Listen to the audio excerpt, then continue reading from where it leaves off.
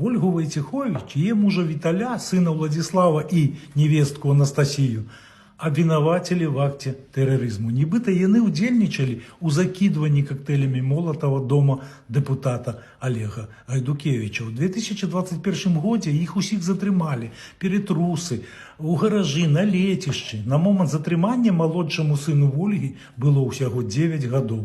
Сын Владислав поспел скончить войсковую академию, да и побраться шлюбом с невесткой Анастасией. Семья детей завести еще не поспела. В 2023 году Ольгу и ее невестку Анастасию осудили на 11 годов колонии кожную, мужа Виталия на 19, а сына Владислава на 21 год колонии з отбыванием перших 5 у турме. На усіх сім'я отримала 62 годи турми.